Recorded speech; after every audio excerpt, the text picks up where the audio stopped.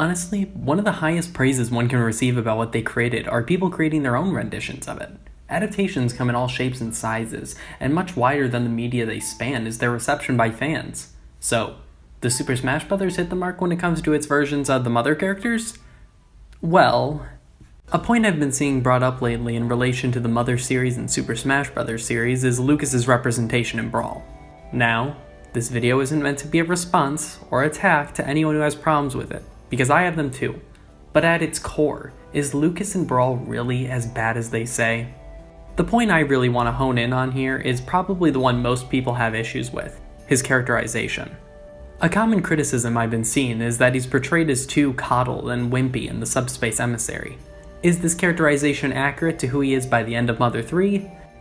No, but I think there's some extra things that need to be considered before making that judgment of this interpretation of his character. Lucas is a character with a lot more going on than many in Brawl. Most of these characters don't come from story-based games, and others who are don't carry their characteristics of the end of the character's story arc, if any at all.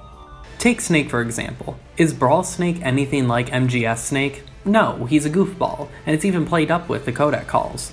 This dude's hilarious, he's constantly blowing things up, he's Snake in the way this is Mario and Luigi. The Subspace Emissary's plot has a lot going on, and even more characters to fit in the midst of it all. On top of that, nobody speaks. Hands off my prey! Therefore, the direction the writers were forced to take was to turn the characters more or less into caricatures. Sure, Lucas is a sissy, but have you noticed that every single other character more or less has one defining trait also? This doesn't mean complex characters can't exist in this silent, action-centric story, but it's exponentially more work for the scale of a project that's already huge. So in adding Lucas to this plot, having him start out much in the same way he does at the beginning of Mother 3 is a choice that makes sense, and it can be shown visually much easier than the look of someone who's finally conquered his past traumatic experiences in a game aimed at kids.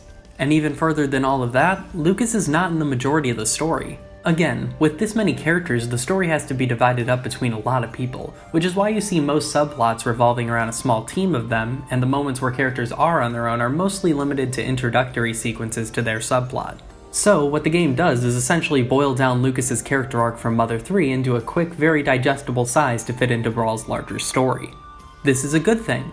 Yes, it's not one-to-one with the Lucas we see at the end of Mother 3, but the idea of putting it on the writers to have to continue all of these characters' stories in a meaningful way, without the original people who created them, is a very tall order and, in my opinion, an unreasonable one. Going from a weakling to a confident person is a very visually conveyable story, and one that can be told in Lucas's relatively low screen time despite him being an important character to the larger plot. We get a lot of time dedicated to Mario, a character who doesn't even change throughout Subspace. You know how much time we get with Lucas in cutscenes total? About 4 minutes. Not to mention these scenes are still being split up amongst other characters at the same time. You know how much of that 4 minutes is the setup for his story in which he needs to be scared in order to progress the plot? 2 minutes and 40 seconds. It's worth mentioning that Lucas is also largely silent in Mother 3, but you also spend several hours with him in a story where he's at the center of it all. You also get a couple chapters before that in which he does talk and gives a lot of character, and his story is placed within a structure in which everybody else does talk. I think it's disingenuous to suggest his character still being sensitive after gaining more confidence is the same thing as his character at the very beginning, as sensitivity was a defining trait of his character in Mother 3.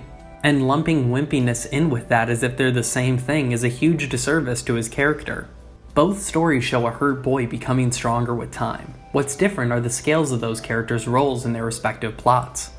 A person doesn't swing from being too debilitated to leave their room to leading the parade with nothing in between. A person can get there eventually, but the things that define them just won't vanish. They'll always be there, but likewise with these Lucas's scales in their stories, the amount of control these feelings have over them are what change.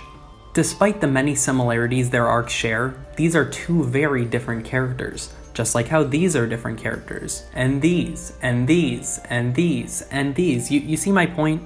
So, is Lucas's representation as a character in Brawl bad? I think Mother 3 and Super Smash Bros. Brawl are very different games. I think this version of Lucas fits in perfectly within the context and renditions of the characters in the Super Smash Bros. Universe. No, it's not 100% accurate, But you know who else's representation isn't super accurate in Smash? Literally everyone!